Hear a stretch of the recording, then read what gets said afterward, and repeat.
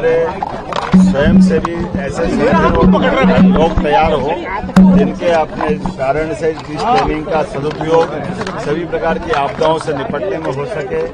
उसी के अलग अलग प्रकार से बाढ़ की आपदा हो, अग्निशमन की हो, कोई किसी प्रकार का आतंकवादी हमला हो या भूस्खलन की घटना हो, सर्पदंश की घटना हो, सब प्रकार की घटनाओं से रोड एक्सीडेंट की कोई बात हो या आकस्मिक बीमारी की कोई अवस्था हो, हर हालत में नागरिक के जीवन की सुरक्षा की गारंटी देते हुए त्वरित गति से उपलब्ध संसाधनों से बेहतर प्रकार से मदद देने का जो प्रयास सिखाने का होमगार्ड डिपार्टमेंट ने क्रम चालू किया।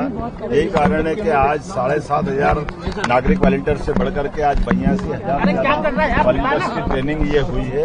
मेरी अपनी ओर से मैं होमगार्ड डिपार्टमेंट के डीजी और सभी अधिकारियों को बधाई देना चाहूंगा। आज के इस दौर में और चुनौती बढ़ जाती है जब इलेक्ट्रॉनिक डोर्स और इस प्रकार के जो अपने अपने प्रकार के नई तकनीक के संसाधन तो मिले हैं, लेकिन आपदा के समय यही हमारे लिए कई बार कष्ट बन जाते हैं। हमने एसओपी जारी करने का और इसी प्रकार से इसमें कठिनाई में से भी व्यक्ति का जीवन कितना सुरक्षित करे, इस पर हम काम कर रहे हैं। यहाँ के बाद मैं हरदा जा रहा हूँ। आपने अपना किसान कल्याण वर्ष मनाने की घोषणा की है और हरदा में जाकर के ये जो नरवाई जलाने से लेकर के किसानों की उन्नत खेती के लिए जो हो सकता है, ऐसे सभी मामलों में सरकार किसानों की आय बढ़ाने के साथ किसान कल्याण वर्ष में विविध प्रकार की योजनाओं पर काम कर रही है।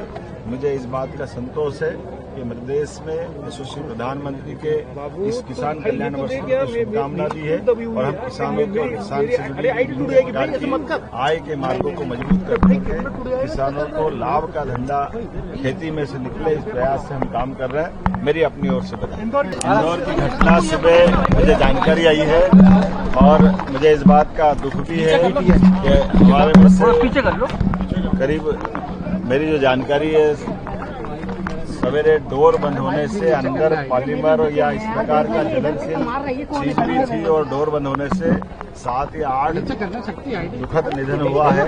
और ऐसे में अधिकारियों को भी हमने यहाँ से रवाना किया है और इस पूरी घटना की जांच भी करेंगे।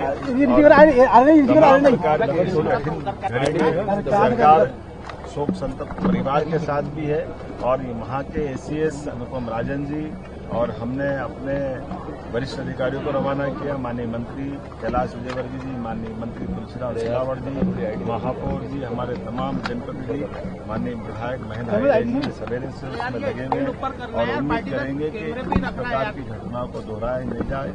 मैं आज के इस अवसर पर एक बार फिर निवेदन करना चाहूंगा कि डिजिटल लॉक या इस प्रकार के लोग जरूर लगाएं, लेकिन इसकी पूरी चिंता करें और ईवी चार्जर्स वगैरह से भी जितनी सावधानी रख सकते हैं जीवन में वो भी सब जरूरी, क्योंकि हमारे इस सुविधा या सुख के साधन से अगर हमारा जीवन कष्ट में होता, ये बड़ा चुनौती का विषय है।